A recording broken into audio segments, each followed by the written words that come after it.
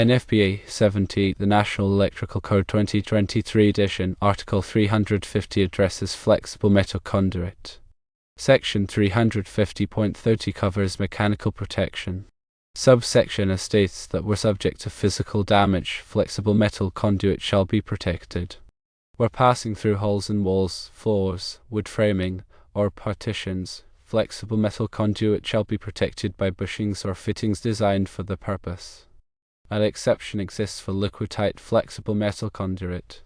Liquidtight flexible metal conduit shall be permitted without bushings or fittings where it extends not more than 3 feet, which is 914 mm, beyond a box, fitting, or enclosure, or where entering a luminaire or other equipment, and provided that the assembly is listed for use in the intended application by a qualified testing agency.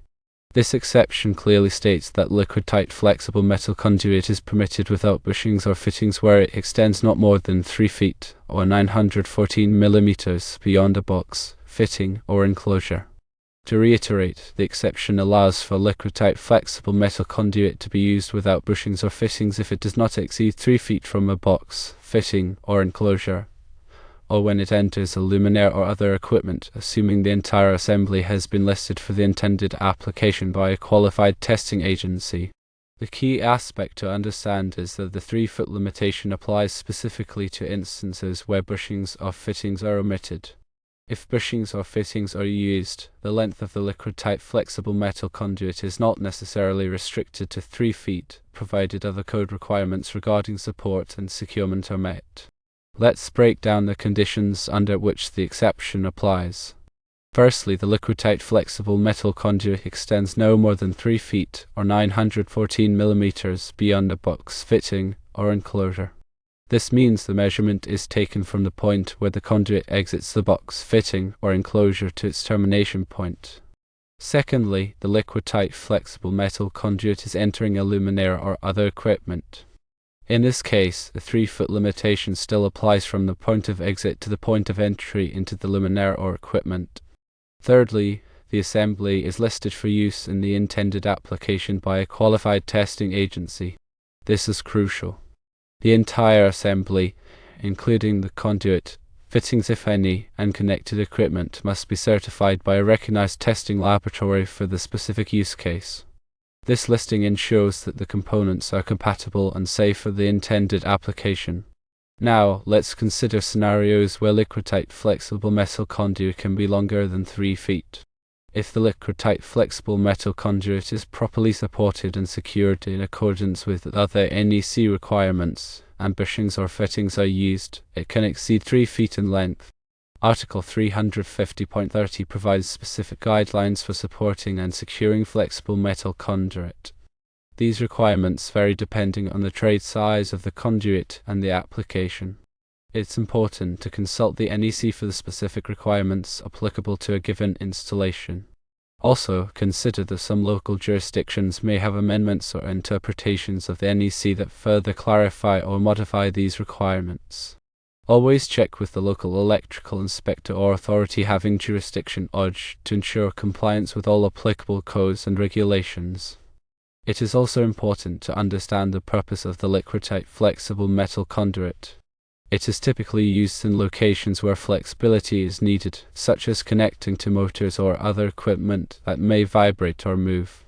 It is also used in wet or damp locations where protection from moisture is required. When installing liquidtight flexible metal conduit, it is important to use fittings that are specifically listed for use with this type of conduit. These fittings are designed to provide a watertight seal and to prevent the conduit from being pulled out of the fitting. It is also important to properly tighten the fittings to ensure a good connection. If the fittings are not properly tightened, moisture can enter the conduit and cause corrosion. Additionally, the conduit itself must be properly supported to prevent it from sagging or being damaged. The NEC provides specific requirements for supporting liquidtight flexible metal conduit, and these requirements must be followed to ensure a safe and reliable installation. The NEC is a comprehensive document, and it is important to consult the codebook directly for the specific requirements applicable to a given installation. The NEC is updated every 3 years, so it is important to use the latest edition of the code. The NEC is not a substitute for proper training and experience. Only qualified electricians should install electrical wiring and equipment. Improper installation can be dangerous and can lead to fire or electrocution. When working with electricity, always follow safe work practices. Wear appropriate personal protective equipment (PPE) such as safety glasses and gloves. De-energize the circuit before working on it. Use a voltage tester to verify that the circuit is de-energized. Never work on energized circuits. If you are not qualified to work on electrical wiring and equipment, hire a qualified electrician. Working with electricity can be dangerous, and it is important to take precautions to protect yourself and others. The 3-foot rule is a common point of confusion, but understanding the exception in Article 350.30 clarifies its application. Remember, the exception applies when bushings or fittings are omitted and the assembly is listed for the intended use.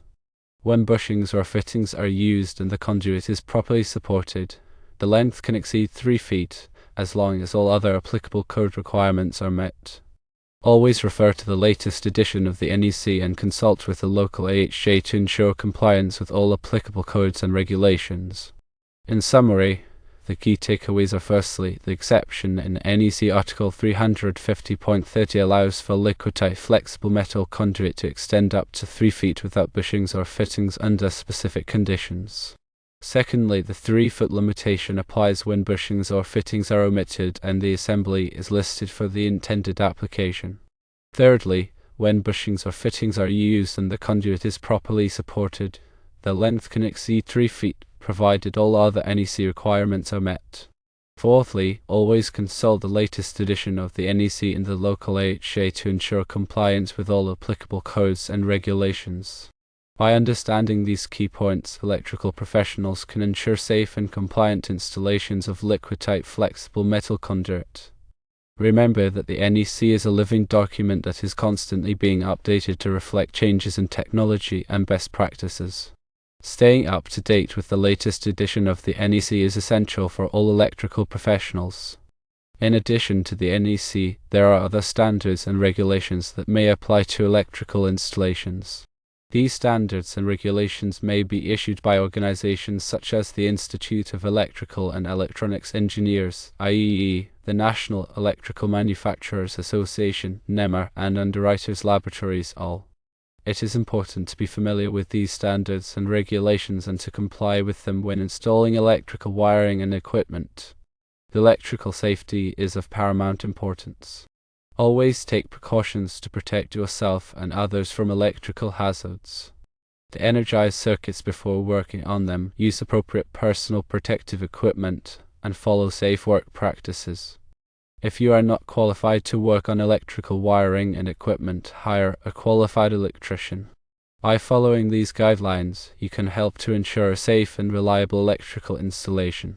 The correct interpretation and application of the National Electrical Code is vital for ensuring electrical safety and compliance. It requires a thorough understanding of the code's requirements and the specific conditions of the installation. Always consult with qualified professionals and the local authority having jurisdiction to ensure that all electrical work is performed in accordance with applicable codes and regulations. This will help to prevent electrical hazards and ensure the safety of people and property.